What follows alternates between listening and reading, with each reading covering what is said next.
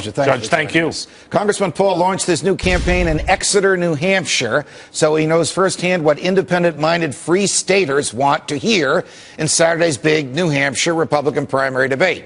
We turn now to New Hampshire State Senator and former Air Force pilot Jim Forsyth, who chairs Ron Paul's New Hampshire campaign. He joins us now from Manchester. Senator Forsyth, it's a pleasure.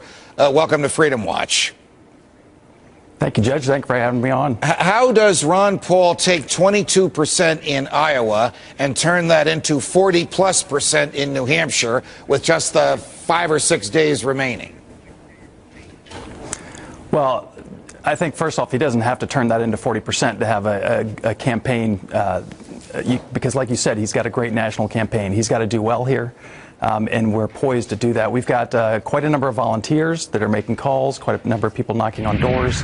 He's been here consistently throughout the campaign, spreading his message. So we've laid the groundwork, and we're going to do everything we can to have him do as well as possible here. All right. Correct me if I'm wrong. Independents who are neither registered as Republicans nor Democrats can show up at the polls next Tuesday in New Hampshire, declare themselves to be Republicans, and vote for whomever they want. And you also have a group of people up there called the Free Staters, people who have this idea that maybe New Hampshire will secede from the Union or some people will secede from New Hampshire. Can all of those people vote for Ron Paul along with regular old-fashioned registered Republicans? Right. Any independent, any Republican can vote for him. Democrats would have had to change the registration, and that actually has happened. There have been some people that were very disappointed in Obama. They didn't get the change they thought they were going to get in foreign policy, and so they're supporting Dr. Paul.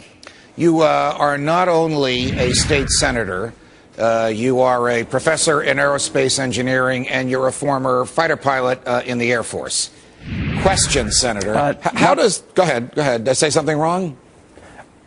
Yeah, I wasn't a fighter pilot. I was a refueling aircraft commander, KC-135s. Okay. Congratulations on that work, Senator. How does the military feel about Ron Paul? Stated differently, are you surprised that more contributions come from active duty military to Ron Paul than all the other Republican candidates combined? I'm not surprised. In fact, I was together with a number of volunteers last night, and I had a gentleman come up who's here making phone calls, shake my hand, and thank me for my service. And he was in the military, and he said, you know, all his friends were really excited about Dr. Paul.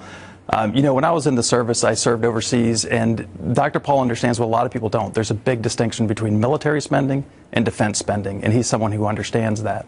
And that spending money overseas makes us weaker economically. It also does nothing to strengthen our defense, whereas having our troops here at home does that. We've been closing bases in the United States and opening them up overseas. That makes no sense from a defense standpoint. How would Ron Paul defend America, Senator?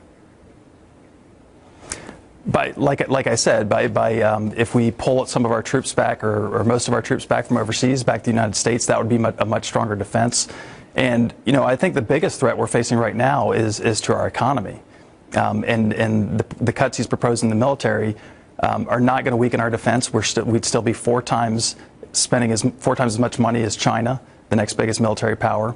But it would do a lot to strengthen the economy. It would send a strong message that we're serious about the deficit, we're getting it under control, and I think we'd see you know, a return to prosperity if we do that. New Hampshire State Senator Jim Forsyth. Senator, it's a pleasure. Thanks for joining us. Thank you. The revolution continues.